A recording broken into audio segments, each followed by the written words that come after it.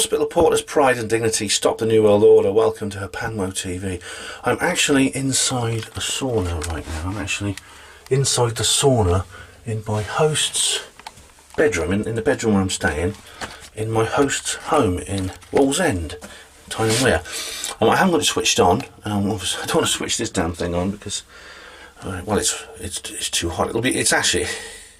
It's almost hot enough outside to be called a sauna at the moment, although it's going to get up to about 23 degrees here today, which is quite cool compared to the south. It's going to be 31 degrees in Oxford, in that area. If I wasn't here, I'd be working, so I'm quite glad to be skipping that. But I'm now going to, it's now the second full day of my tour. I'm going to go out with my hosts and my friends, Richard and Maureen, and we're going to go and have a look around the area.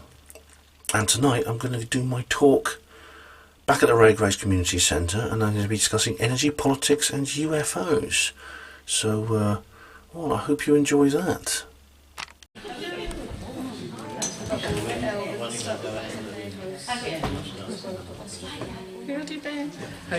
Ladies and gentlemen, Truth Seekers North East are proud to present Ben Emlyn-Jones for 2 nights running. Tonight he's going to be talking about UFOs and free energy. Last night it was everything under the sun, I think. So I'm sure we're in for another good night. Thank you very much. Thank you very much. This is the chosen specialised subject. We had the general knowledge round last night. I know some of you were here, and it's really, really good you were here. And I've got to apologise for the fact there's no projector, and the only thing we have is this laptop screen. I know some of you at the back won't be able to see these pictures properly, and I'm sorry about that. But there is a studio version of this talk on YouTube which you can actually watch. Okay, it has all the images. All the images I'm going to show you tonight are there. All right, so let me just. I'm doubling up as cameraman again, as always. Well, so this is just to give you a bit of an introduction. My name's Ben Emlyn-Jones. This is the 3rd time I've appeared at Truth Seekers North East. It's a great honour to be here.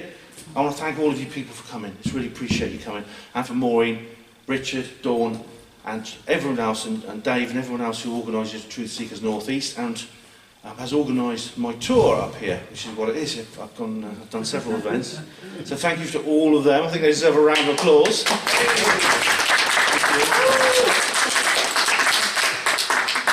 Now I'm going to talk about, well, first of all, I'll tell you about my website here. I mentioned the YouTube video where there was a detailed version of this talk. It's actually a longer, more detailed version, and you can see the images better. And that is Hospital Porters Against the New World Order, HPANWO. And I've organised the Dreaming Sources Conference in Oxford. And on this website, you'll find links to my YouTube channel, my radio shows, lots and lots of blog articles, and the opportunity to purchase my fictional work, which I have a few copies of for here today as well, which I'll be signing for you later if you want to buy one.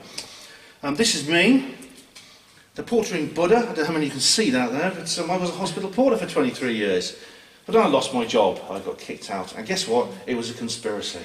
But that's a long subject. I don't have time to talk about that now. We're going to talk about, well, it's actually, it is 2 subjects, but they do interlink. Energy, politics and UFOs are actually a single subject. And during the course of this talk, I'll explain why they are 1 subject and not 2. But first of all, what are UFOs? Unidentified flying objects is anything you see in the sky which you can't identify. And in many cases that could be a balloon, it could be a kite, it could be a Chinese lantern, it could be an aircraft of an unusual design, almost anything you can imagine. But some UFOs, but a minority of those who are actually spotted by people, not only cannot be explained, but actually defy explanation.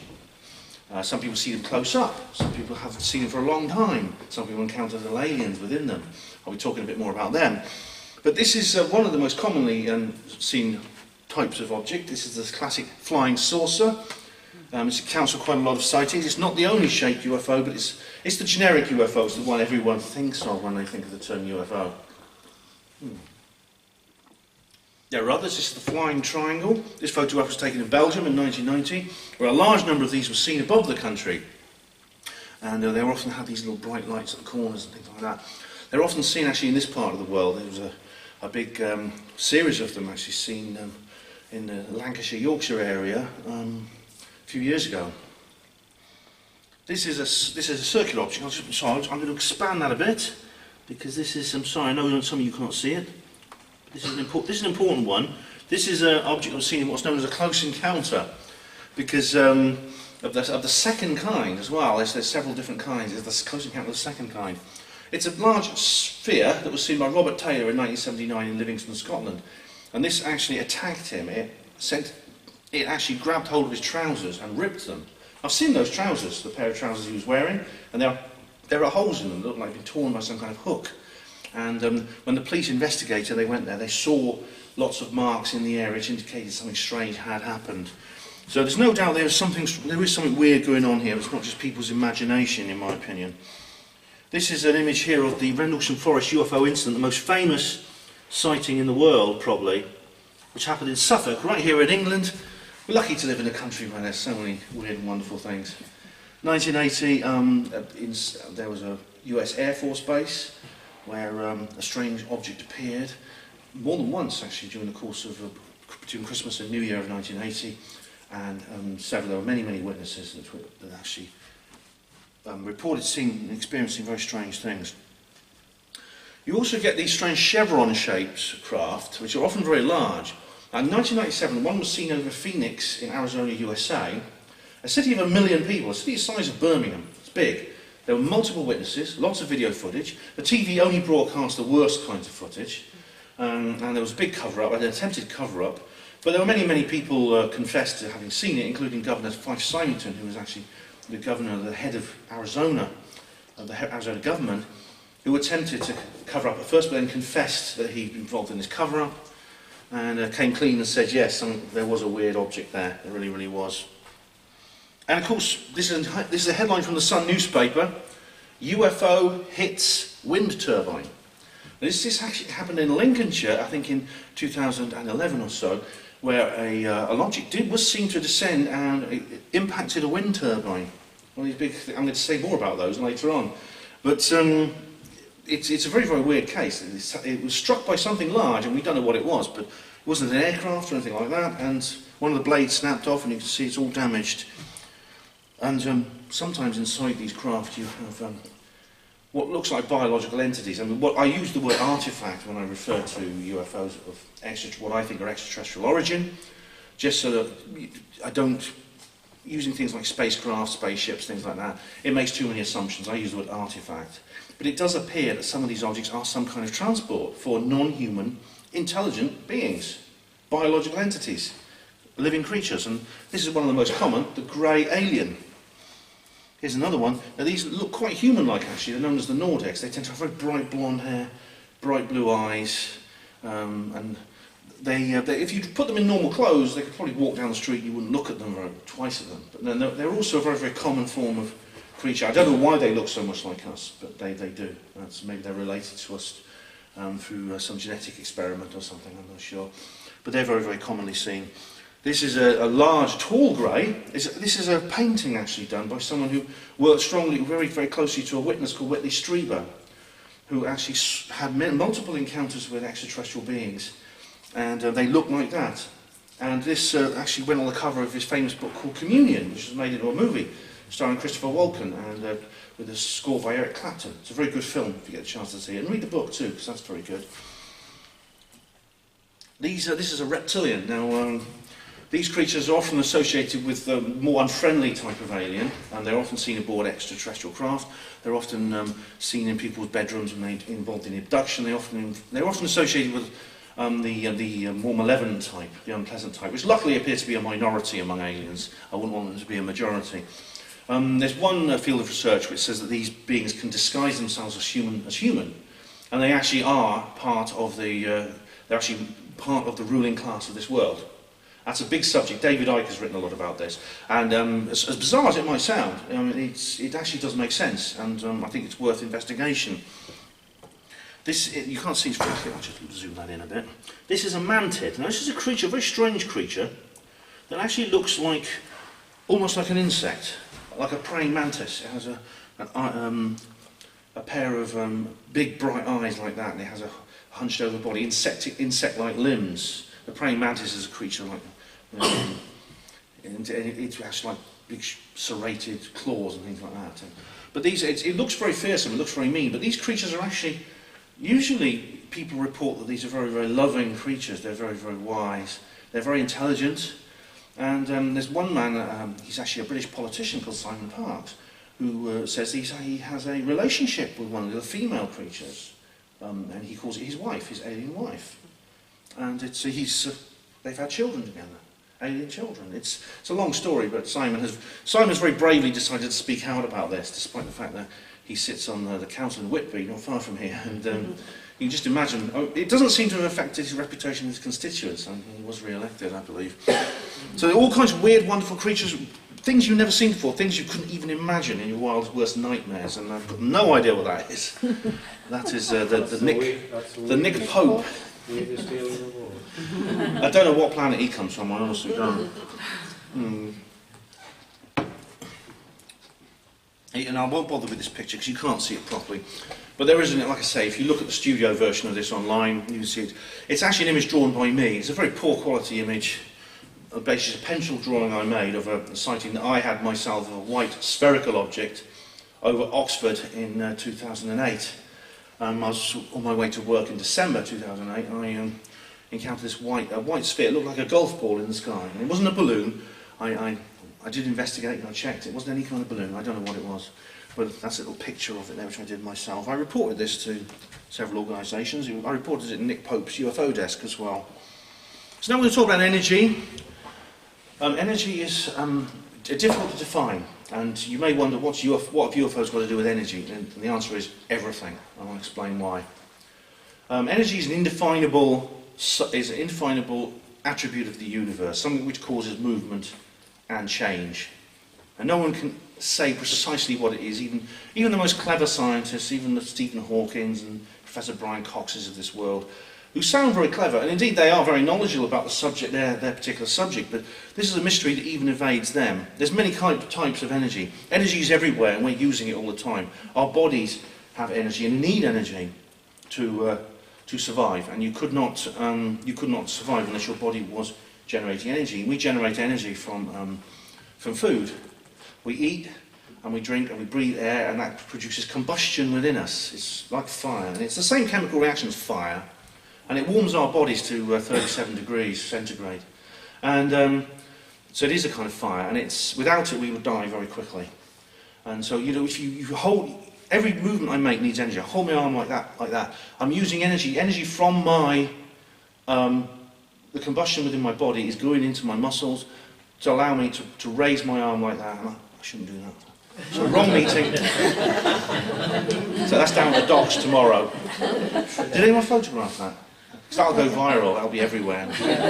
If that was. But yeah, every movement you make, you need energy for it. And so now we humans are one of the few species, not the only species, one of the few species that actually uses different kinds of energy other than biological energy. And we do it very often by burning items such as fossil fuels. Now this is an oil rig which brings oil up from the seabed, and we actually we turn that into various types of things such as petrol and paraffin and other good, when we refine it, and that goes to basically fueling our civilization, along with other fossil fuels such as coal and natural gas, and there's a few others. Now there's some people who claim that oil is not a fossil fuel. That's a big subject, and I'll touch on it slightly later on because I think it is relevant to this. But it appears oil is essentially people say it's the world's biggest industry, but it's not the world's biggest industry. It is industry. It is the lubricant and the lifeblood of our civilization. It is everything.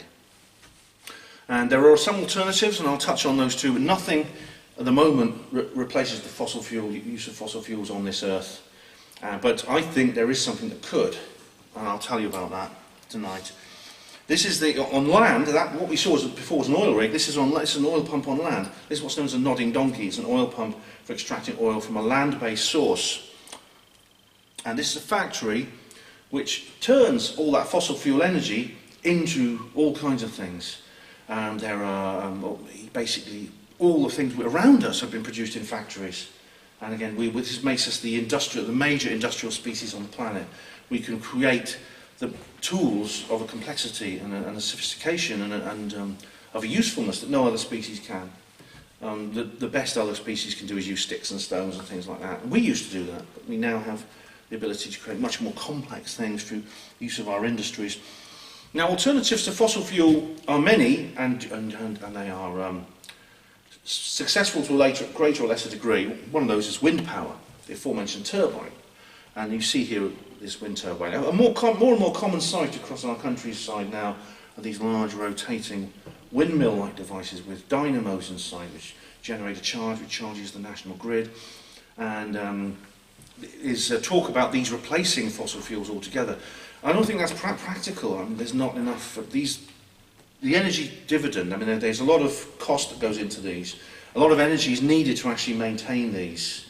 And they have a lot of environmental problems as well. They, even when they're not getting in the way of UFOs and UFOs are crashing into them, other things do, such as bats and birds, and these things are killed very often when they encounter these devices. The infrasound, basically the vibration of these actually has some effect on people's health as well.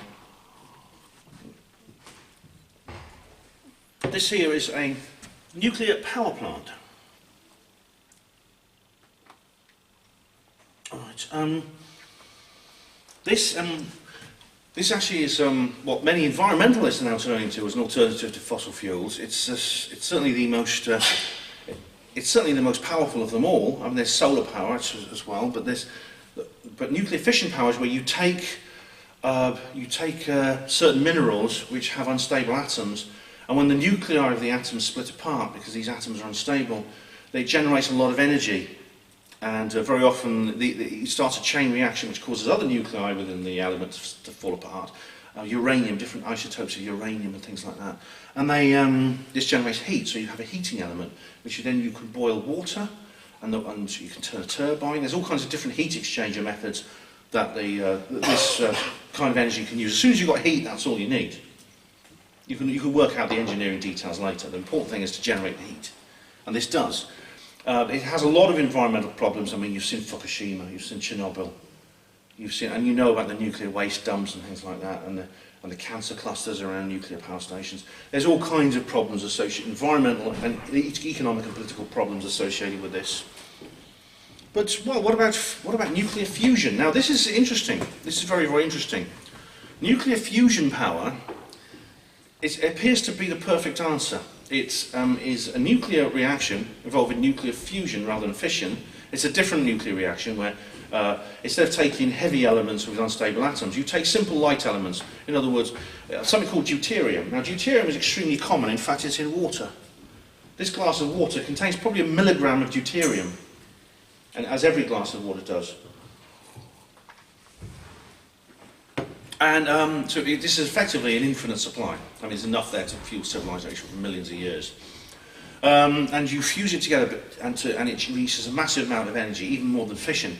The problem is that you need a lot of heat and pressure. And in this case, you have to have heat because we can't generate the kind of pressure necessary. The only place, it's only nature can do that, within the sun, within stars. They're powered by nuclear fusion. So you have to generate 20 million degrees centigrade heat. And there's an awful lot of problems with this, involving numerous engineering and scientific problems associated with this in terms of what kind of heat exchanger to use, how to keep this kind of reaction going for long periods of time. They're building a new research centre now in France called ITER, which is hoping to solve those problems. But it's going to be decades before this is in use practically. Now, this here is Richard Heinberg. Now, he's very interesting. He's a futurist, so he writes predictions of the future, and he's an interesting man because he studied the use of oil and about what the future is for society based on fossil fuels, and he's very interested in what's known as peak oil, and he talks about this in a book which it's called "The Party's Over," which is an amazing title for a book. But basically what it's saying is that civilization has been built on a non-renewable resource, a finite resource. There's only so much oil in the world, and eventually it's going to run out. And we've been using the easy access, easy to get at oil, which basically comes out very easily. Now, the thing about oil is you can't pump it out the ground using energy, because you'd use more energy to pump the oil out than you actually get from the oil. So you have to get an oil well which has pressure within it caused by the constriction of the Earth's ground, the weight of the Earth around it, to literally squeeze it out like a tube of toothpaste. And only then can you get any oil out. Now, what happens with oil wells is as soon as that pressure goes, you have to leave the oil well alone. You can't get any more out. Now, oil's not going to run out. I mean, there'll always be plenty of oil around, but it will no longer be economic to actually drill for it, because you will not be able to cover your costs economically. You'll use more energy to extract the oil than the oil gives you, and then it'll be no point doing it anymore. So at that point, it'll be the end of the oil industry, the end of oil as our civilization uses it. This is known as peak oil.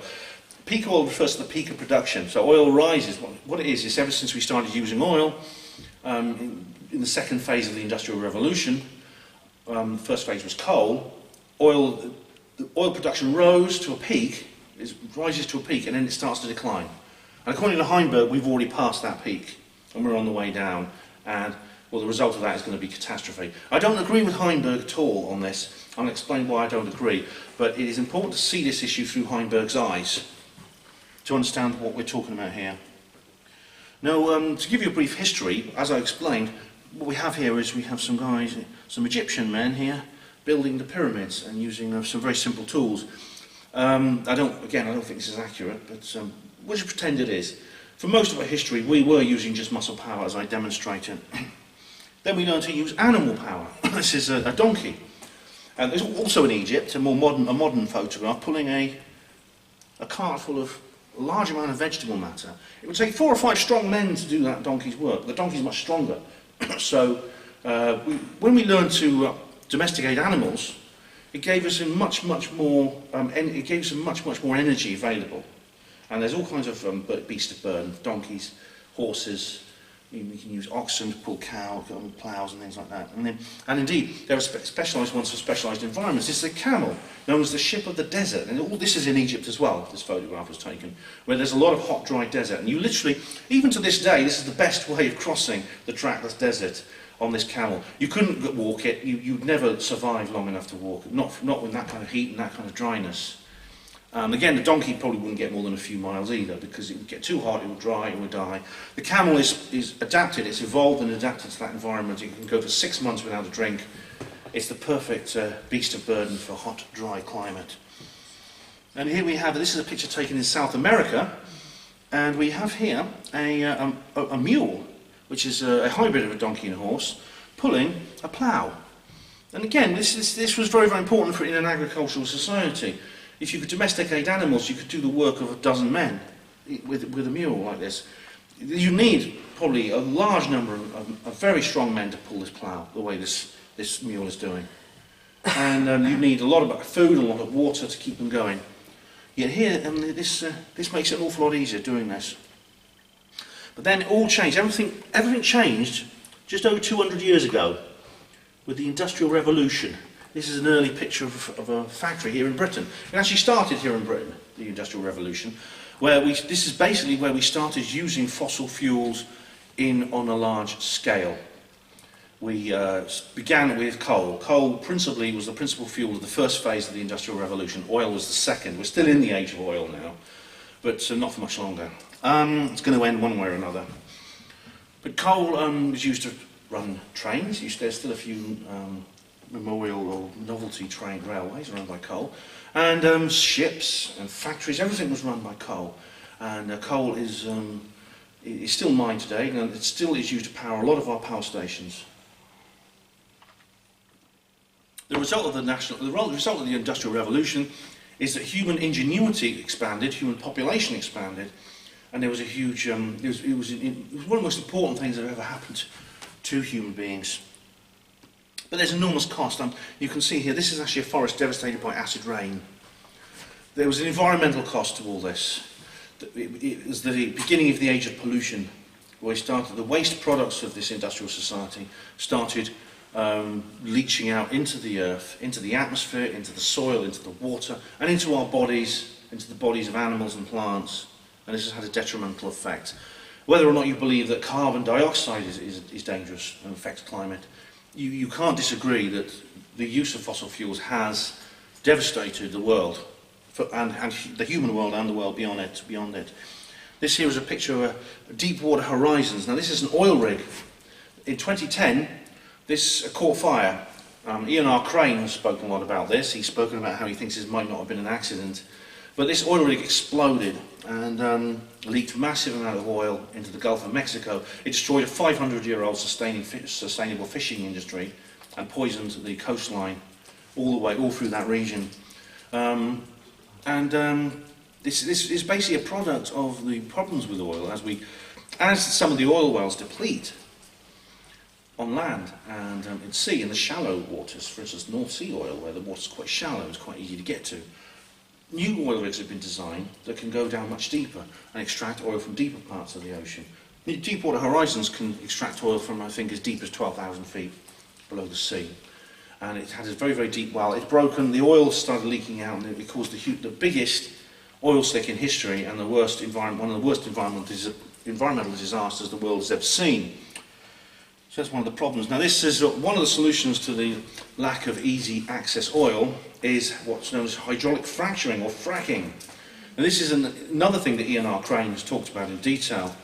This is where you actually extract natural gas from the land, from what's called oil bed shale, which is like rock full of bubbles of natural gas. You can't get this out normally, but you can if you put high pressure water down deep underground and you fill it with a certain chemical, they won't say what it is, and you set off explosive charges which break apart the rock and the water and the gas. You put the high pressure water in, it splits the rocks apart and the bubbles come out and you can get the gas. It's extremely destructive. It's nowhere near as productive as it's been promised to be, and it injects a lot of the gas escapes to the surface, which poisons people. This is coal bed methane. It's very toxic if you breathe it, if it gets into your food, and the chemicals as well are very, very dangerous. But it's being wheeled out all over the world, and it's a terrible thing. And it's supposed to be an alternative to oil and fossil fuels and other kinds of fossil fuels, but it's not. It's going to cause devastation. And it's a sign of how desperate people are now. In terms of Heinberg and what he believes, a lot of other people do. Here's another possible alternative, tar sands. This is like a quarry in Canada where, as it said, you get sand mixed with tar, which they are mining. Except it's horrible, it smells, it's disgusting, it's got a disgusting smell. Birds land on it and they get stuck and they die. This is huge. I mean, these are huge wide roads here, not little pathways, where there's these giant dumper trucks that drive along them. So this is miles across this tar sands pit. And of course, what's happening is, thanks for coming, hello. Hi, all right, it's okay, it's okay. And the effect it's having on us is that the price of energy is rising. Everyone who uses energy gets charged for it because you have to pay for this kind of energy. It costs money to generate, it costs money to distribute, and we have to pay for that. The end user, in the end, has to foot the bill, who uses the actual energy, and there can't be anyone here who hasn't noticed that energy bill's rising. There can't be anyone who hasn't found that petrol is more expensive than it was a few years ago at the pump. There are a number of people who can't afford this anymore, in countries such as what we call the third world, but also in some people in this country. You get some people, especially elderly people, who will freeze to death in wintertime, especially in the cold part of the country like this, because they can't afford their heating bills. It's a terrible thing. It was this that motivated Gary McKinnon, the famous hacker, to do what he did, and what he talks about is very similar to what I'm talking about here. And this is a pylons with wires stretched between them. This is what makes up the national grid. The national grid is a huge network of electrical circuits that covers the entire country. And it's charged at various spots along it by power stations. Now some of these are nuclear fission power stations, some of them are coal-fired, some of them might be those wind turbines you saw, or solar power stations, things like that. If one of those stations breaks down, the others can take up the load. Basically, this is what delivers electricity to everyone in the country. And it's not an ideal system because the electricity is generated centrally and distributed. So the actual work is done a long way from the generation point. It's the circuit needed to run your kettle, to run this computer or the camera there, is very, very long. And a lot of the power is lost in resistance. Large circuits, there's resistance within the wires, and they're copper wires. So there's very low resistance, but it's still there. And so it's inefficient compared to, say, microgeneration, that is a generator that's close to the actual source. Now this is a graph which I've designed myself. It's very simple. On the vertical axis is quantity, on the horizontal axis is time. There's no actual units on this, it's just a qualitative graph. I don't know how many you can see it, but again, if you can't see this, you can check. I'll describe it to you. You can check it out on the YouTube version of this lecture. And here we have in the middle the present day, and the past to the left, the future to the right.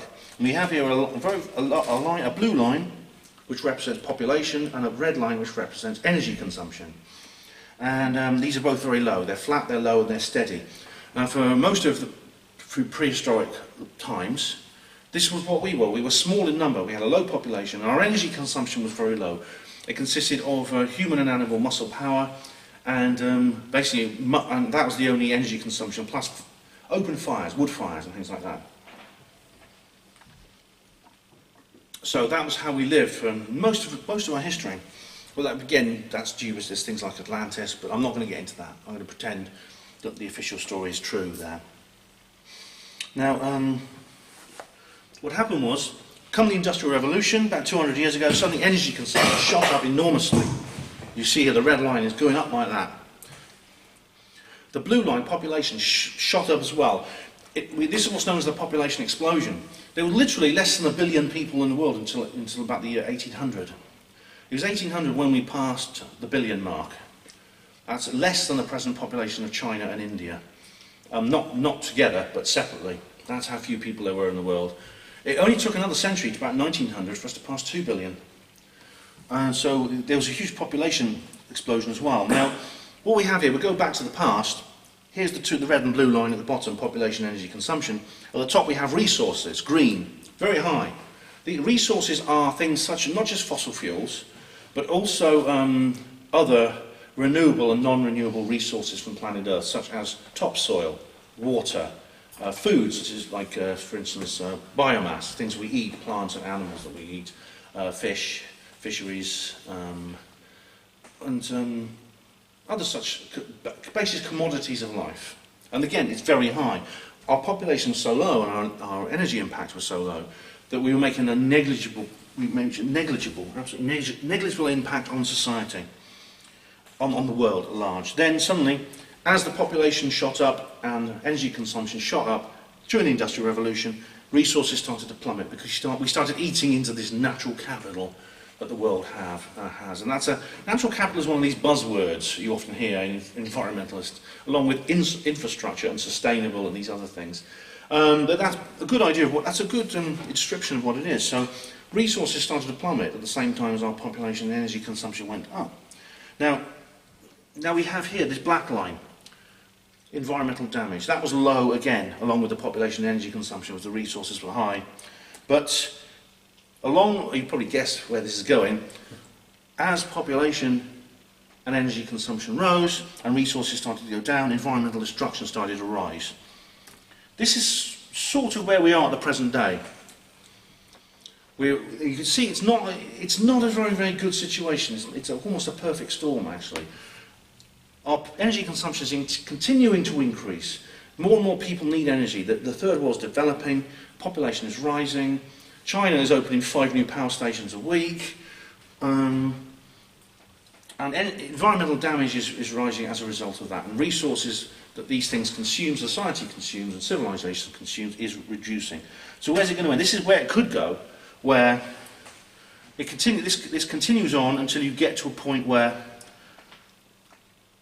well, as you see, this is a kind of near future scenario where the present situation continues, and as you can guess, you can just see where this is going, and it's here, where resources hit rock bottom, environmental damage hits rock top, and this is the sinister bit, energy consumption and population plummets. In other words, lots of people die, and society collapses. And it's known as the fall, the apocalypse, the crash, the collapse. It's got many, many different words. There's a lot of people who speak in very sort of millennial terms about all this. You know, it's the end of the world. You know, it's Mad Max. There's a lot of there's a lot of portrayals in fiction of this sort of thing. And that's basically the Heinberg position. And it's very, very worrying. And some people, I think, are worried in different ways. Some people are optimists, and they will, the guys with beards and life jackets who sail their boats into the path of whaling ships, I think good for them, you know. But the modern environmentalist is often very different. He's much more pessimistic and really a ruthless character who wears a business suit and talks in locked boardrooms about various things with very powerful people. Henry Kissinger, for example, one of the world's most powerful men, uses terms such as useless eaters to describe people. It's very, very worrying. These are incitements and license for a mass cull of the population. And there's signs that this is happening now. These are, I believe, is the geoengineering of the atmosphere, chemtrails. Some people say they're just aircraft trails, they're not. We also have, you don't know how much you can see it. I'm going to enlarge this. This is quite a good picture. This is by David Dees, who's a great satirical artist. Frankenfoods. Genetically modified foods. We don't know what this is doing to us, but there's several different ideas. This is designed to basically reduce human fertility. There's many other things that might reduce human fertility. It's a big subject.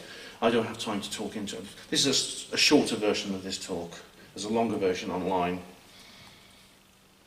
But as the late, great Robert Anton Wilson said, on a planet that is increasingly resembling one huge maximum security prison, the only intelligent choice is to plan a jailbreak.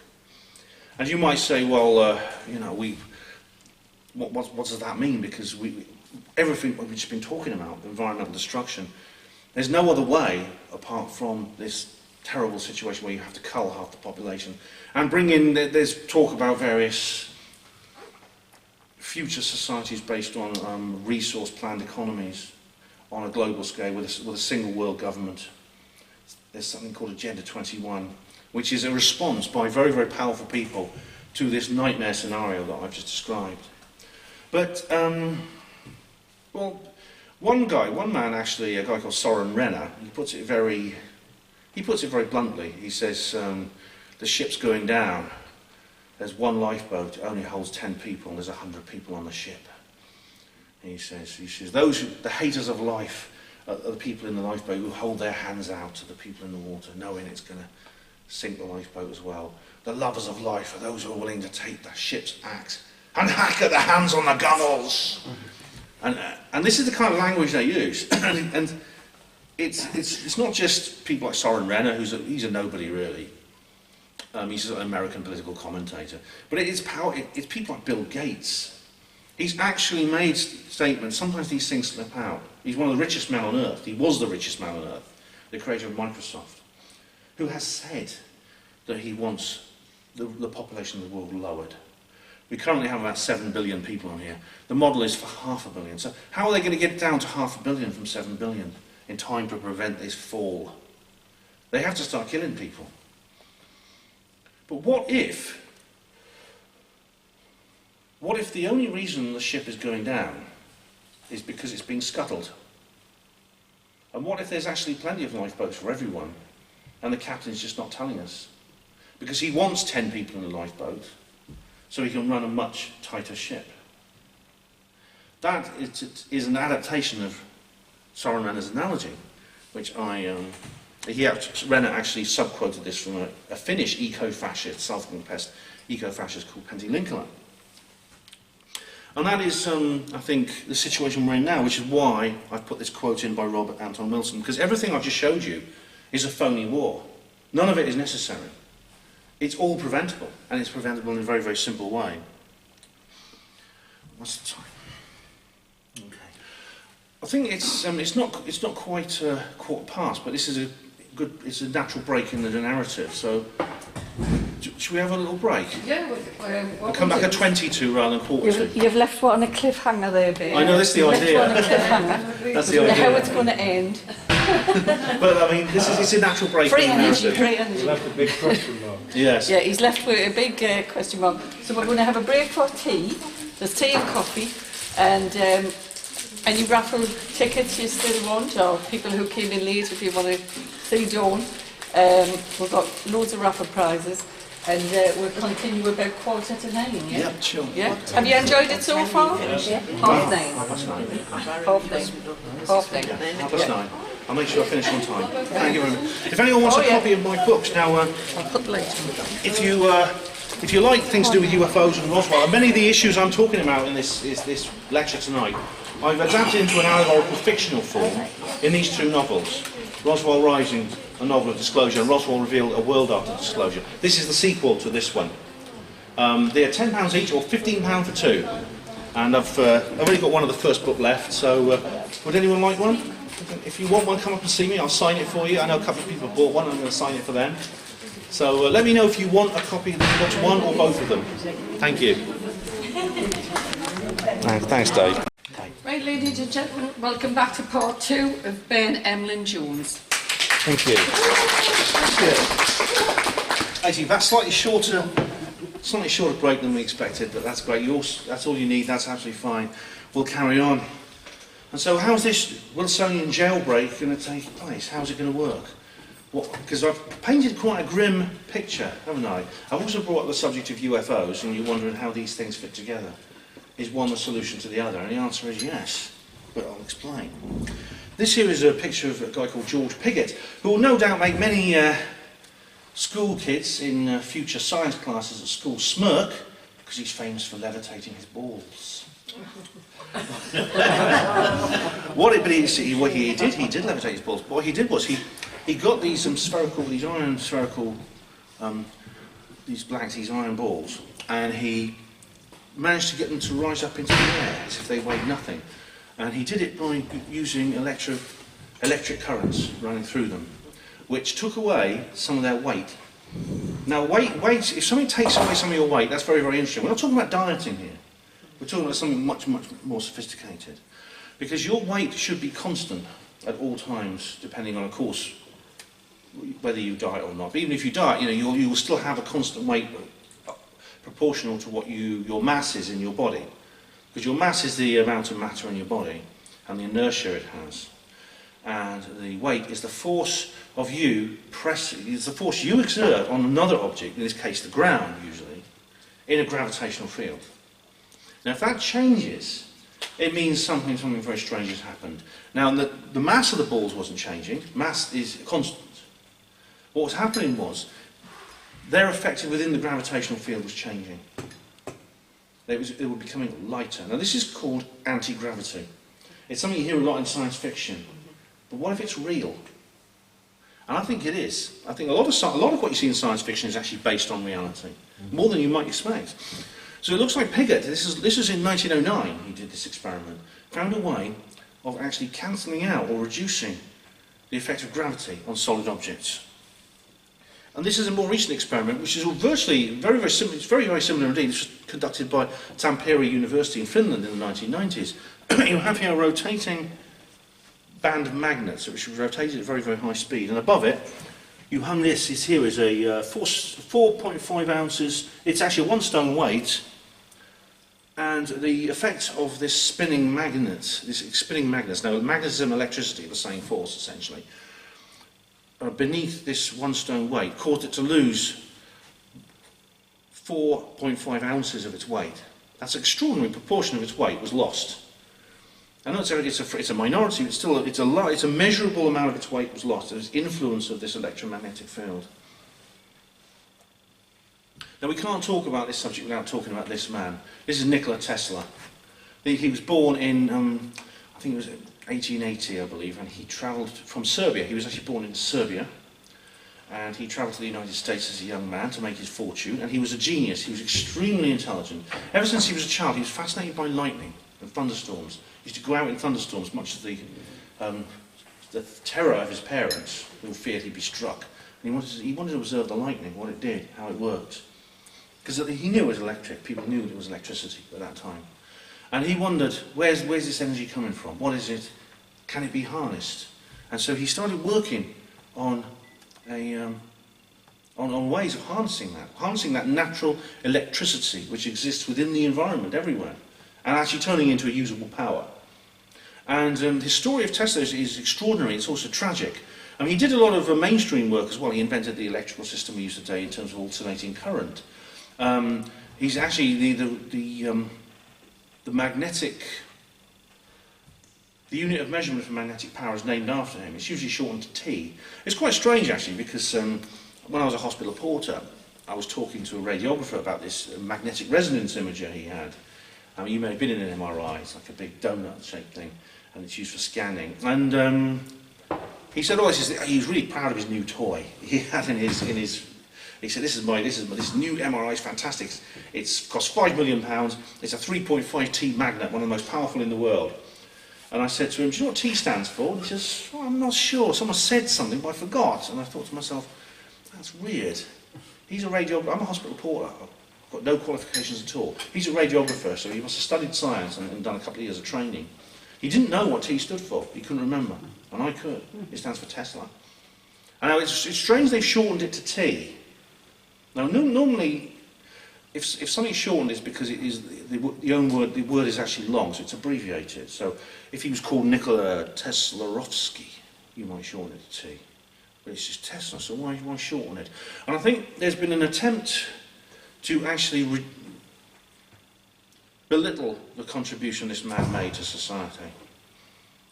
And indeed, he was ruined. He got into several partnerships with people, for example, J.P. Morgan, whose name's going to come up in a minute, and several other individuals who pretended to help him. But their plan was to manoeuvre him into a position where they could bankrupt him, and they did. For example, in 1905, Henry Ford started the first production line of mass-produced cars. These were the cars which were really cheap because they were mass-produced, so ordinary people could buy them, because cars before then were very expensive. And Tesla got together with Ford and wanted to produce an electric-powered vehicle. There were two lines originally, one for petrol engines, one for electric engines. The Tesla was going to provide the power. Free energy for the electric vehicles. It wasn't going to be generated in a power station. It was going to be provided from the environment using Tesla's methods. And J.P. Morgan and the Rockefeller family, various other power brokers within the deep state, as it's called these days, managed to shut down the electric line. And since then, all cars are petrol-driven, and even the modern cars we have today are just more sophisticated versions of Ford's original petrol line from 1905. Tesla died in 1943 in a hotel room, penniless. Before he was given a funeral, before the undertakers were even allowed into the room to take his body away, the FBI sealed off the room. They put tape across the door and they confiscated everything he had. Papers, books, prototypes, blueprints. And some of it remains classified to this day. So what was Tesla's secret? What was he thinking about and writing about and designing that caused the Federal Bureau of Investigation to seize it, so to make sure that no one else ever saw it and no one could carry on his work? Here's one of the successors of Tesla, and this is John Hutchison. I'll mention him more towards the end. He's a guy who's tried to carry on the work based on what we know about Tesla, on what wasn't declassified, what he managed to publish before there was this massive clampdown. This is Edward Leedskalnin. He was a Lithuanian immigrant to the United States. He created a massive masterpiece called Coral Castle. I don't have time to describe this in detail, which is a shame, but I described the whole thing in detail in the longer version of this lecture on YouTube. But it's a magnificent thing in Florida. You can visit it today. It's a place called Hale Center, which is in Florida, USA, and you can just go in and walk around. And the thing is, it's a huge stone building made of coral rock, very heavy, hard rock. But he did it single-handed, and he did it at night, and no one ever saw it. He never had any help. And there's only one way. How could one guy manage to do that? And the answer is he must have discovered the secrets of anti-gravity. And he actually did. And he had some books. He left some books and some papers and diaries which indicated he actually discovered the secret of anti-gravity, like George Pigott did, which is how he built that. Victor Schauberger, an Austrian forester. He's another man who worked on free energy. And what he discovered was that free energy can actually be generated using surprisingly simple engineering. You don't need some big, large Hadron Collider-sized, sophisticated, expensive monstrosity.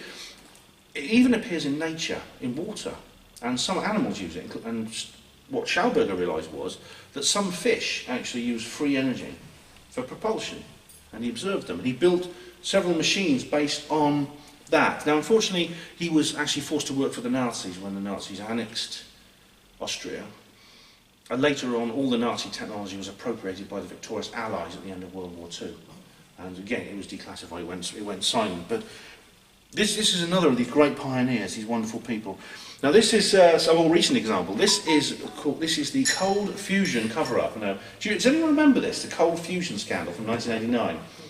This is Martin Fleischmann and Stanley Pons, two scientists who came forward and said that they had found something remarkable. That you could actually have you could create nuclear fusion very, very simply using a simple chemistry experiment that they were doing. They basically were putting it's electrolysis. I mean, this is something you do in school when you're a kid. You put these electrodes into a solution and you run an electric current through the solution and it generates various gases and compounds and things like that, and you get like a chemical reaction. What these people were getting was a nuclear reaction, they believed, within deuterium, this substance again, which is in normal water. But they didn't need that big tokamak, which I showed you earlier, the nuclear fusion reactor, which is taking decades to develop. So they did it in a test tube. It's an extraordinary claim. Now, I think it was panic stations for whoever was actually behind this cover-up, and they desperately tried to get the genie back into the bottle. And these two men were disgraced, and their careers were ruined, and the news was released soon afterwards. Oh, sorry, it was a big mistake. They didn't really produce cold fusion. And that was the equivalent of the General Ramey empties Roswell saucer news story. It was an attempt to, it was basically say, look, there's nothing here, it was all a mistake, move on. It was damage control of the cover-up. But all they did was they actually rediscovered something that had first been spotted in 1927. And there's still people working on cold fusion today, on a lower scale. It's not been covered by the mainstream media. Now just imagine what we're talking about here. Now, free energy and anti-gravity. It means the ability to generate energy on an infinite amount of energy, as much as we like, completely, cleanly, safely, and without costing a penny. And you actually have to think for a while about what effect that would have on the world, about how it would change things. And it would change things for the better, almost universally for the better. I mean, there's the issue of weaponization I'm going to come on to later. But generally speaking, it would transform the world into a place which is an improvement which would be so vast we can hardly imagine it. If Tesla had been allowed to do what he did all those years ago, and Piggott and these other people, the world we're looking in now would be transformed. And indeed, this is the theme of my book as well, which I would advise you to look at if you're interested in this particular issue. For a start, there would be things, all the problems associated with limited, damaging energy are poverty. As I explained earlier, not everyone can afford energy, both on a national scale in terms of their society and as individuals. They have trouble paying for it, for transportation, for heating bills and things like that. You would have an end to environmental destruction. Pollution would be no more. And this would have a knock-on effect of also revolutionising economics and politics. These wars for oil would no longer happen.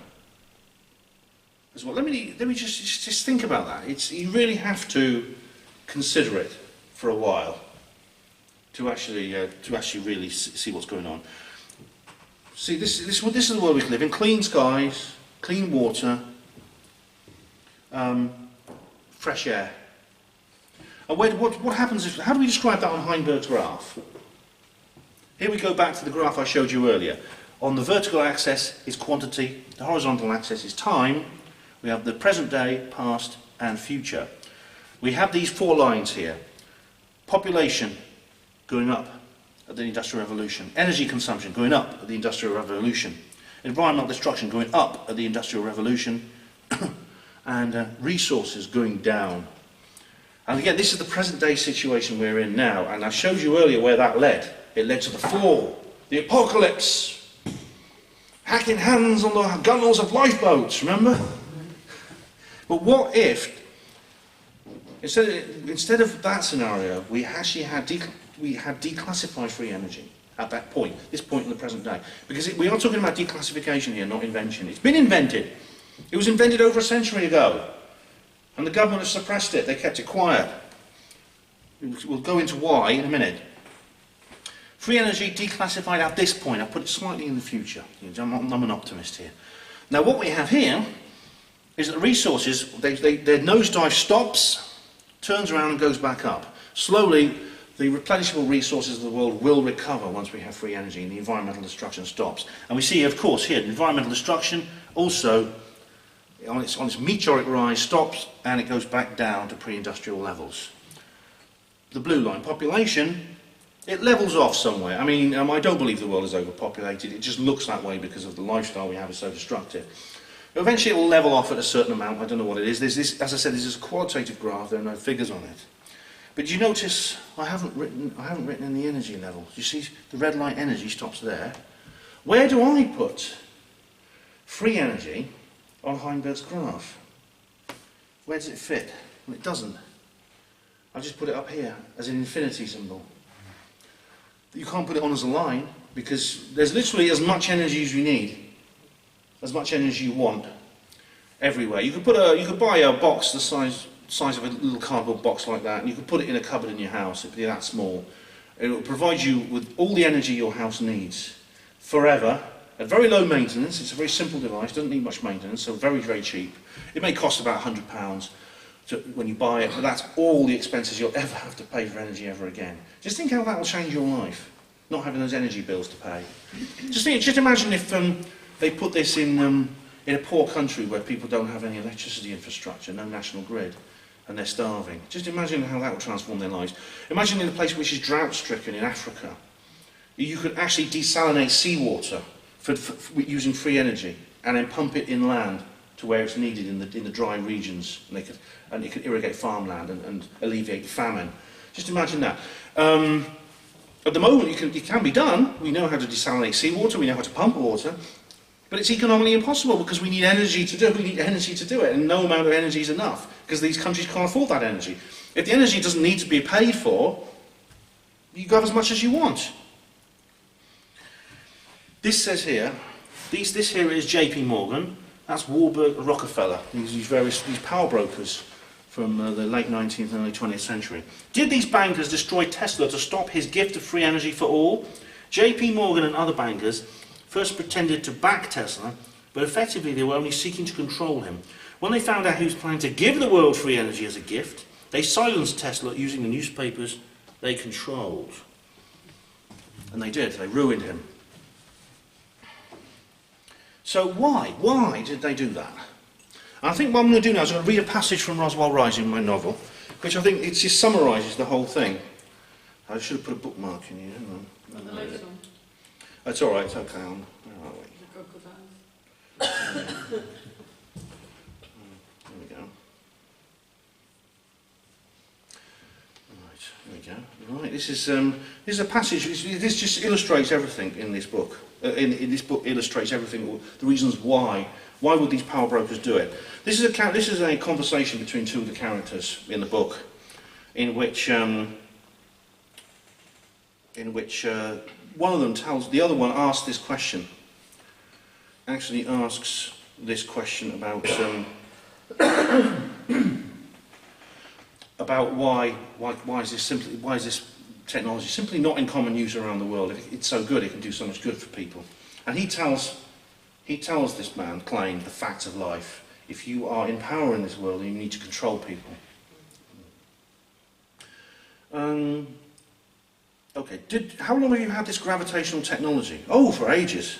So why are the space agencies not using it? They don't know about it. Klein grinned at him. Sorry, Klein guffawed. Are you serious? Caxton grinned at him. It's deadly. But that's like inventing sailing ships and telling Columbus to cross the Atlantic on a log raft. A rocket, a big, noisy, dangerous thing, 100 feet high. A massive, expensive thing costing $10 million that chugs laboriously just 100 miles up with a payload smaller than a truck's. Don't you see? The vehicles you have made rockets are as obsolete as horse buggies. We're well aware of that, Klein. And the danger Remember the thing that a few years ago when the rocket blew up? Was it 50 or 100 people who were killed? Sorry. That's all right. And all those volatile fuels. This isn't just about space. We don't even need aeroplanes anymore. We don't even need cars, for Christ's sake. What kind of fuel does your engine use to generate its field? It requires an initial electrical current to begin the process, but once then the process is then self-sustaining. The field itself is the source of the energy it uses. Klein's jaw dropped.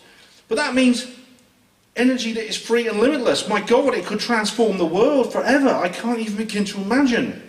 And his mind suddenly recalled the slum tenement blocks he'd seen in Cork in 1950. Gerald, this will end the poverty, a free and limitless supply of energy. No one ever need be hungry or thirsty or homeless again. Klein, Caxton interjected quietly. Look at what's on TV a moment, Gerald. How many millions of people are dying right now in Abyssinia? Why? Because they've had no rain for a decade. Klein. With these machines, they don't need rain. They can use water from the oceans, filter out the salt and pump it inland, wherever they want, irrigate their farms for no cost at all. Klein. And what about in America, Gerald? How many old people die every winter because they can't afford to heat their homes? Homes run on what? Gas, coal. While all this energy exists that could save their lives. Klein recalled the fracking operations he'd observed in the Irish countryside.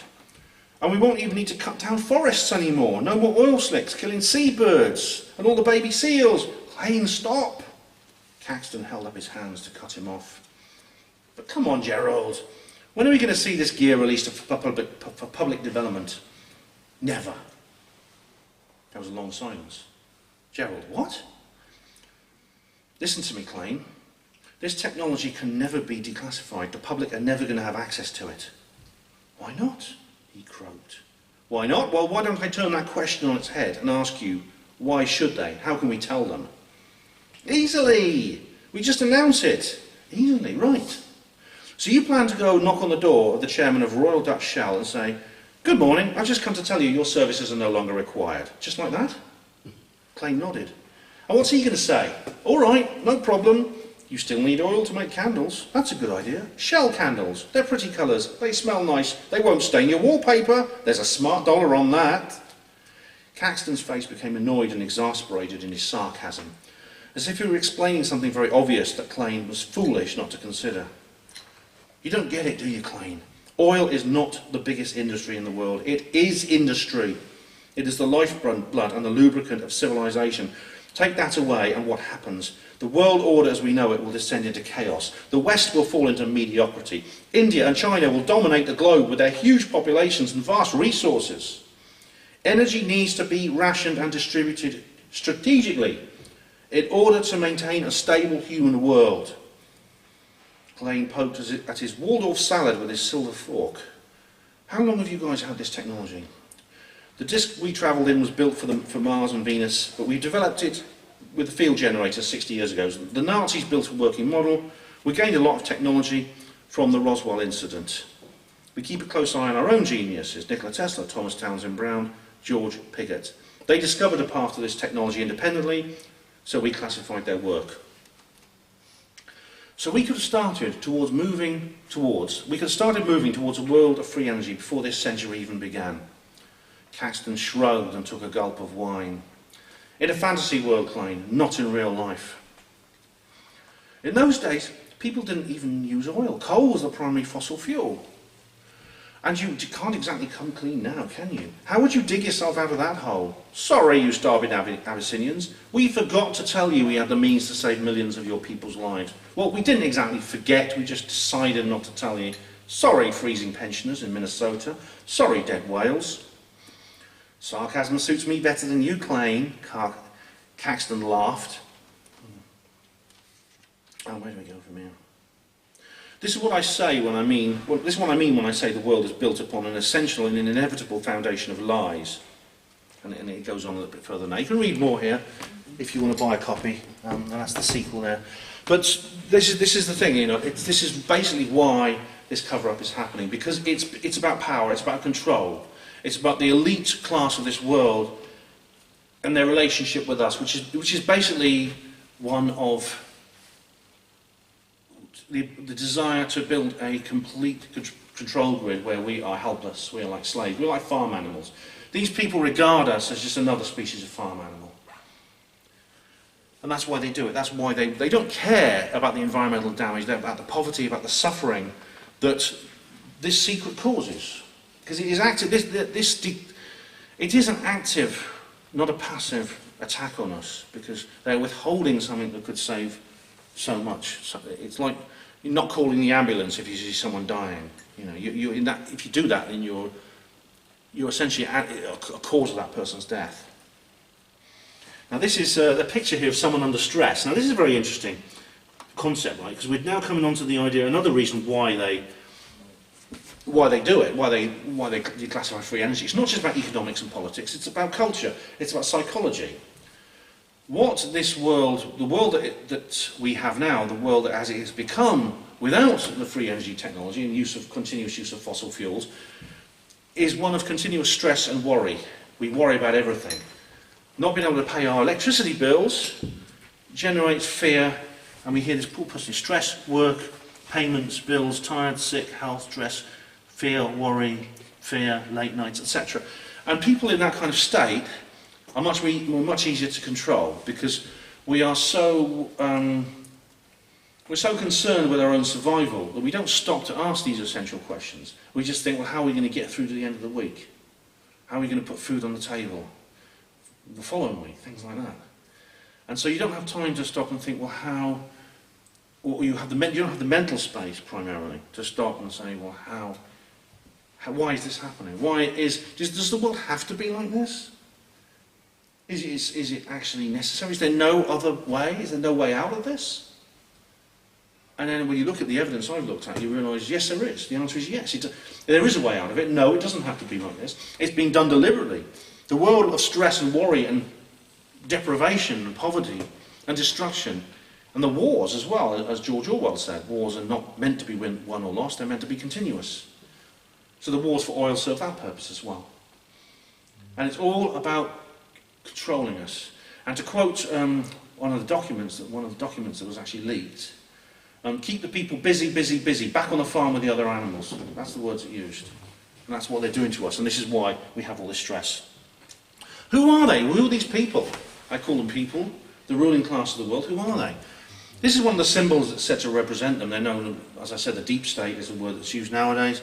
Words like Illuminati and other words. They're a cabal of individuals who basically run the world, and what we call governments and positions and institutions of power around the world, in the visible sense, ones we see on TV, most of them are puppets of the Illuminati. The Illuminati control things, and the public politicians, the ones who we think have the powers, the presidents and the prime ministers and the heads of the corporations and the heads of the World Bank and the Secretary General of NATO and the United Nations, etc., they appear to be in positions of power, but they take orders from these people we never see, whose names we don't know.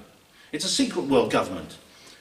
There's a chap called David Rothkopf who wrote a very, very good book called Superclass, where he starts down the path towards explaining this, but he doesn't go all the way. He doesn't go as far as he should.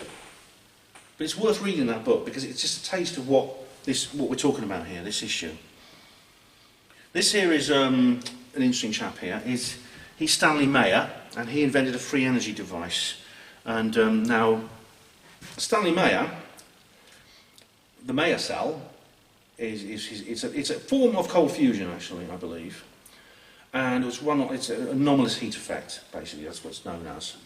This is what happens how do they do this cover-up? I mentioned Tesla. How exactly did they ruin him? Well, there's many, many different... The story of Tesla and how they brought him down is a very tragic, and it'll make you feel very angry and very sad. But there's many, many others. This is done to other people on a smaller scale.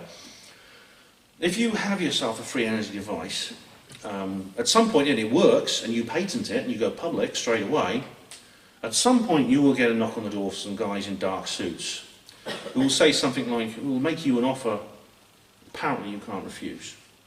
It'll appear that way. And now, they'll do something, it'll be very tempting, because free energy inventors are very often not professional scientists. They're amateurs who work in their garden sheds. And, the United States, or America in particular, has a great tradition in that.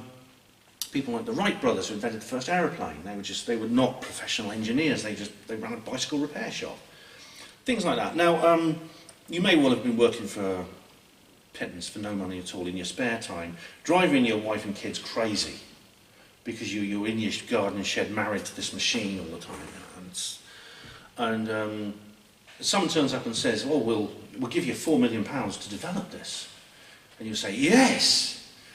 But then they'll give you a massive wad of paperwork to sign, and they'll give you the money, but only when you've signed the paperwork. And it'll include things such as a non-disclosure agreement, where you can't talk about your machine, and the development rights that you sell to these people means they have complete control over the invention. In other words, you're essentially giving your machine away to these people, and they'll say you get the money. You think, "Great, I'm rich," and they'll say, "Thank you very much, sir. We'll be in touch."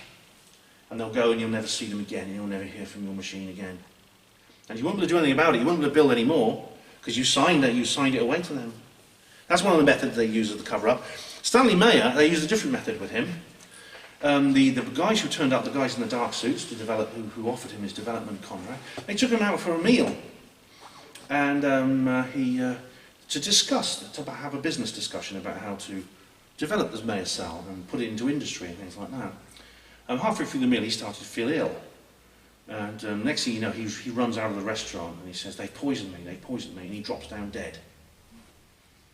Another free energy inventor, Eugene Maloff, fell off a moving train.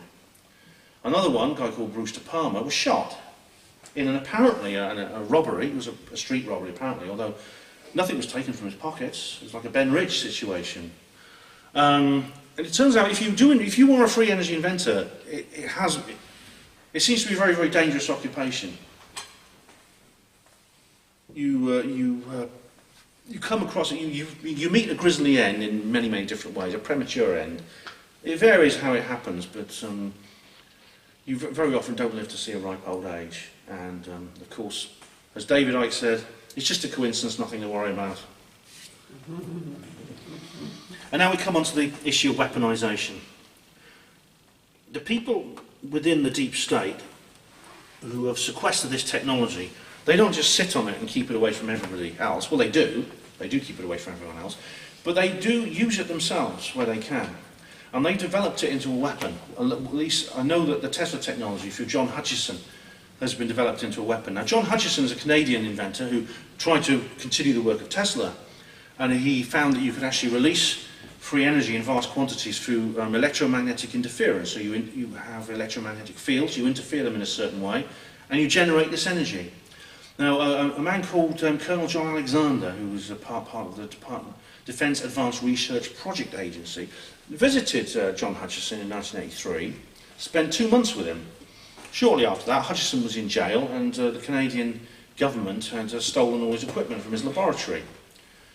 He got out eventually and got his equipment back, but then lo and behold, many, many years later, a weapon, I believe, a weapon based on the Hutchison technology was used. It was used on September 11th, 2001. It was used in New York City. It was used to destroy World Trade Center 1 and 2. And this was discovered by this lady, Dr. Judy Wood, who's a professor of mechanical engineering at Clemson University, North Carolina. She's written a book called Where Did the Towers Go?, which provides irrefutable proof that this was done. And she actually explains very great detail the effects of this weapon that was wielded on 9/11 and how closely it links with John Hutchison's discoveries. And this is, of course, it's a weapon that can dissolve the 2 biggest buildings in the world. If you scale it up, it could dissolve an awful lot more. It could turn it into dust. And so we have a weapon here that's potentially far more destructive even than the H-bomb. And it is in the hands of these maniacs who want to destroy the world. It's a very, very scary situation. I'm not going to show you this in detail, but this is part of Dr. Judy Wood's evidence. And we also have, this is a thing I found online. It's a short film from a Russian research program that appears to be a test of some kind of flying machine that uses anti-gravity, using something designed by an inventor called Yuri Podkletnov. And it's like a platform that rises into the air. Now, people have said that this is just a downward, it's just a downward-facing jet engine. A jet engine that points downwards and provides upward motion, a very simple form of flying a platform, which has been used and developed. But no, it's not. There's no downdraft coming from it. At one point, this flies over a forest, over some long grassland, and you'll be able to see the downdraft from the jet engine blowing the grass. And you can't. This is an anti-gravity platform. This is the flag of the Shetland Islands, and this is the flag of India. Now, these are two very, very interesting places, on vastly different places in the world. Shetland Islands is north of Britain, India, of course. But there was actually an attempt to introduce free energy technology into both these places, and I don't have time to give you the full details, but it's in the longer version of this talk. And of course, disclosure. Now, we hear it all the time. This is where the UFO issue comes in, because free energy must be being used by whoever is behind, or whatever is behind the UFO phenomenon. So if there are craft coming through interdimensional portals, or they're flying here from distant stars, they're not doing it on Texaco Unleaded 4-star, they're doing it on something far more sophisticated. They're using a free energy power plant, and I suspect an anti-gravity propulsion system in their craft. Alien backs Clinton. Now this is a news story where you see here Bill Clinton, president then, and there's an alien beside him. Now, of course, the way UFOs are portrayed in the media is just constant ridicule. Continuous ridicule, they're just laughed at, they're just made fun of. And this is, again, how they keep UFOs a fringe subject, one that only crazy people are supposed to have any interest in. And it's nothing serious, it's nothing that you should be looking at seriously. Only silly people like me, look at them. And you think, why do they do it? Why is the government of all the world so keen on us to turn away from UFOs and to not take them seriously? Why? Well, one of them is the free energy issue.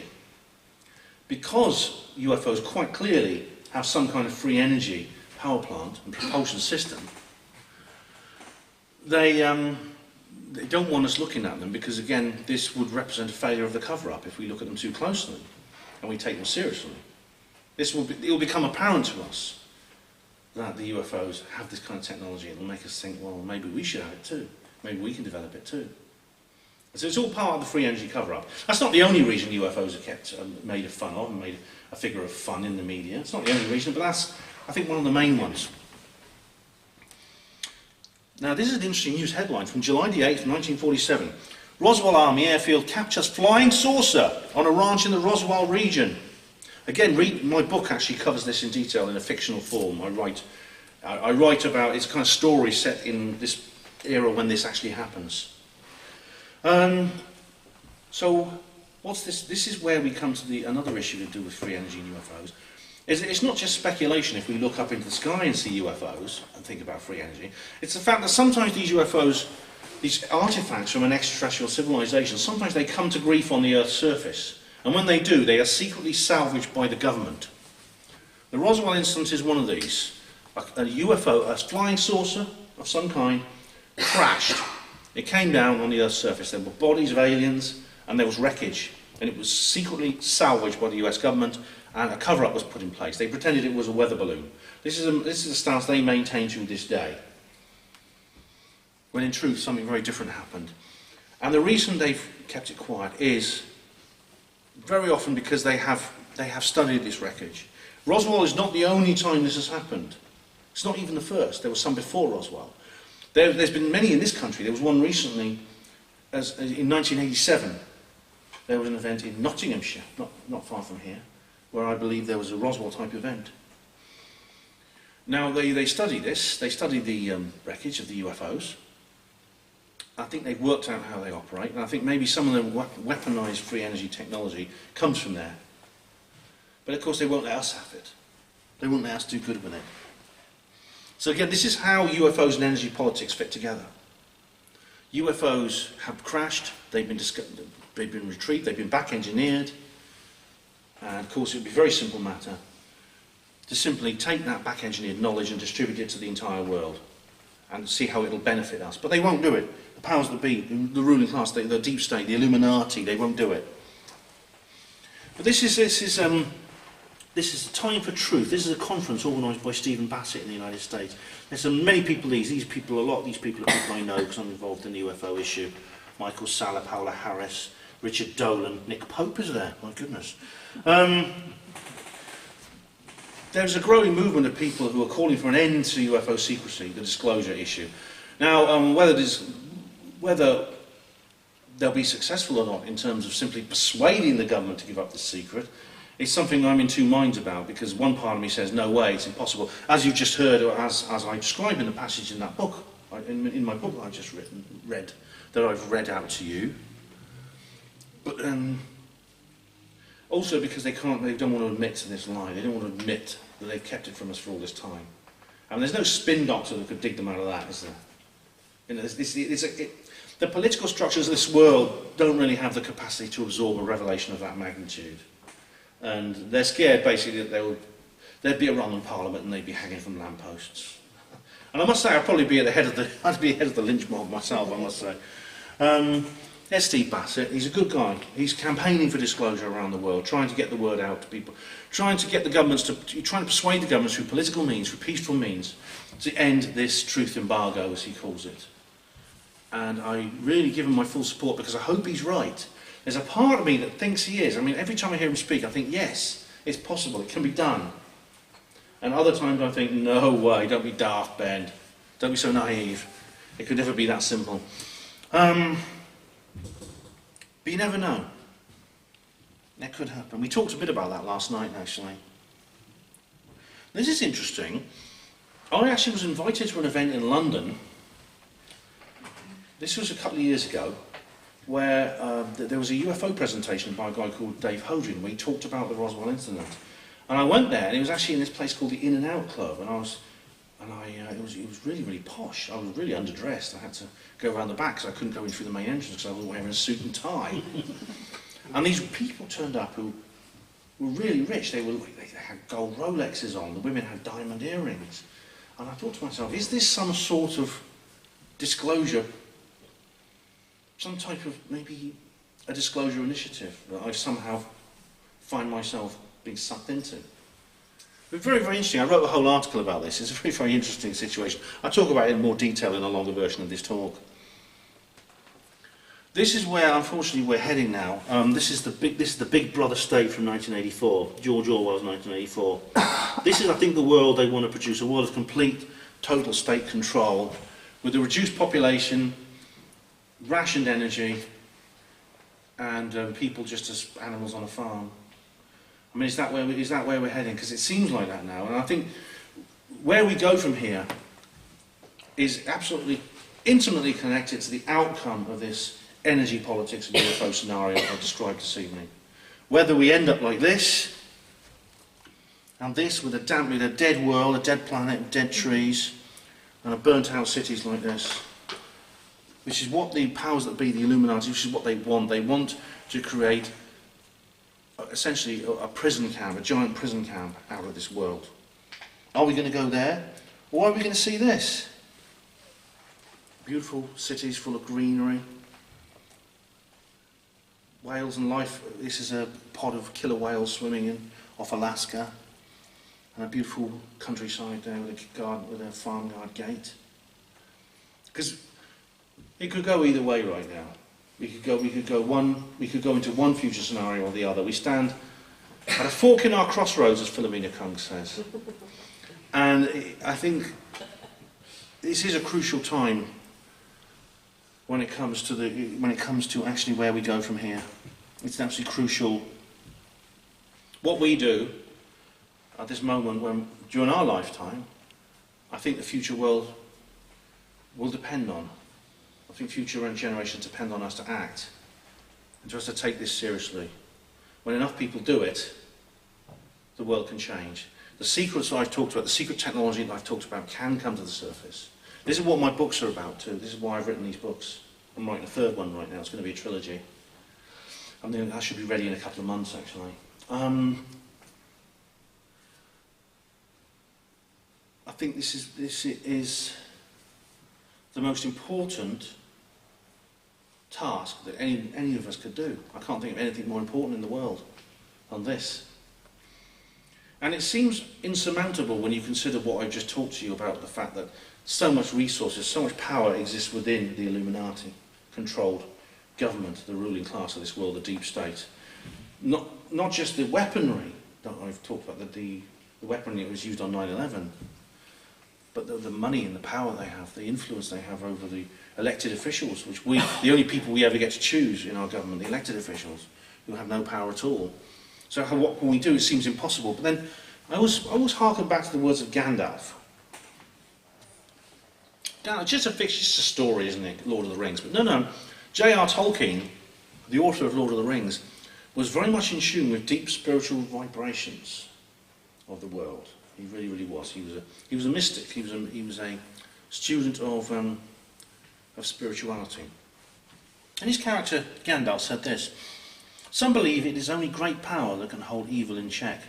But that's not what I have found. What I have found is the small, everyday deeds of ordinary folk that keep the darkness at bay, small acts of kindness and love." Which means that really none of us are helpless. Everything we do can change the world. Now, in the book Lord of the Rings, it's really wonderful because the creatures that save the world are the hobbits. Hobbits are small, diminutive beings. They're not great warriors. They don't have magical powers. Yet they manage to bring down the evil Lord Sauron and destroy his ring of evil and end darkness in the world. And this is Martin Luther King, who said something very similar. This hour in history needs a dedicated circle of transformed and non-conformists. Our planet teeters on the brink of annihilation. Dangerous passions of pride, hatred and selfishness are enthroned in our lives, and men do reverence before the false gods of nationalism and materialism. The saving of our world from pending doom will come not through the complacent adjustment of the conforming majority, but through the creative maladjustment of a non-conforming minority. And he means us. We're the minority that's not conforming. We're the people who sit here in this room and talk about flying saucers and little green men, where everyone else is at home watching the usual TV. But it's easy to think that means that we're basically just spinning our wheels in the mud because there's just a few of us here and there's millions out there not paying any attention, and we're just basically talking about these things and not doing anything, and there's nothing we can do. But this is not true. This is not true, and I think these two quotes actually give me hope in that sense. And you have to laugh. Humour is essential. If you can't laugh about these things, it'll drive you crazy, I've found. And as Oscar Wilde said, always forgive your enemies because nothing annoys them so much. That's absolutely true. And he also said life is too important to be taken seriously. Again, he's absolutely right. This is Lyle Watson. Now this is a very, very interesting chap because he, if you ever think to yourself, well, there's only a handful of us in this room here, millions out there not paying attention to any of these essential subjects. Well, just remember that the research of Lyle Watson, because he discovered something based on the collective unconscious of Carl Jung, which Carl Jung talked about. What he discovered was that if a certain idea gets into a population, he did an experiment involving monkeys, that once that idea hits a critical mass, a certain number of the population have that idea, it seems to almost instantly explode out into the rest of the population. It's almost like a chain reaction is suddenly triggered. And he worked out that just 1% of monkeys who get a certain idea and learn a certain skill, in this case it was like washing potatoes in the sea to improve their flavour with the salt. If just 1% of those monkeys actually achieve that, then suddenly all the monkeys will know how to do it, even those who have not learned directly from the monkeys who first did it. You may have heard the phrase 100 monkey syndrome. Have you heard that? Mm-hmm. That's what it means. Which means that we in this room could be that 100th monkey right now. That this could be the moment when that chain reaction starts, when we hit that critical mass. And it doesn't have to, it's not the majority, it doesn't have to be the majority. Watson discovered that with monkeys, which is 1% of the population, we humans are quite closely related to monkeys, we're primates. So maybe it's a similar proportion for us. We are all contributing, by you sitting here, listening to this, you're all contributing to this idea and its weight within the collective unconscious, as Carl Jung defined it, has discovered, which is basically the supermind that connects all human minds. So don't ever think that what you're doing is useless. Don't ever give up. Don't ever think there's no point, because the very next moment could be when you actually achieve, when you actually reach that point and you actually get what you are aiming for. And as Mahatma Gandhi said, when I despair, I remember that all through history the ways of truth and love have always won. There have been tyrants and murderers, and for a time they can seem invincible, but in the end they always fall. Think of it, always. Gandhi said also that there is a natural force within the universe that arcs towards justice. And I hope he's right, and I think he is right. And we, I think, are all a part of that. So you should feel very proud of yourselves for being a part of Truth Seekers North East and for coming to this event. I'll skip that. I have a book here, Roswell Rising, a novel of disclosure, Roswell Revealed, which again is my attempt to spread these ideas out there into the world. I wrote these books for that purpose. And so if you want a copy, you can come and get one. £10 each, £15 for two. Okay, so let me know and I'll sign them for you if you want one. In the meantime, thank you very much. Thanks to Maureen and everyone else for organising it. Thank you all for coming. Thank you, Jay. I'm sure everybody found that very, very interesting. Yes, I certainly did. Thank you. And thank you for coming all the way from Oxford You're very welcome. to visit us. Thank you. Good night. We'll draw the raffle. Thank you. Hang on. Oh, I'm in Leeds. Now you'll be familiar with this place if you're a regular viewer, because this of course is where the Leeds Exopolitics Expo always takes place. I'm just in here, just stopping by. The coach is just taking a little break, and so I'm having a walk around before it sets off again. I'm on my way home from Newcastle. I've had a wonderful time, one of the best ever. I want to say thank you to Maureen and Dawn and Richard and Dave and everybody else at Truth Seekers North East for such a wonderful tour that I've done. I've done 2 live talks. They've taken me to many other places as well. As you can see, I've done a couple of interviews with people. I've also been to a couple of spiritualist events. I've been to the North Shields Spiritualist Church, or the Spuggy Church, as they call them, in Geordie. That's not a phrase I've ever heard outside the Geordie speaking area. And I'm hoping to go back there very soon. So generally, really absolutely wonderful time. Joyous, wonderful. These people are like friends for life, I think. Almost like family they are to me. I really love them. I've not known them for long, but they really are wonderful people. And thank you all for watching this, Panmo TV. There's going to be a series of films, I think. I don't know if this is the first or last. I don't know what order I'm uploading them in. But thank you for watching this and all the others. There'll be more coming soon. Hospital Porters, Pride and Dignity, Stop the New World Order.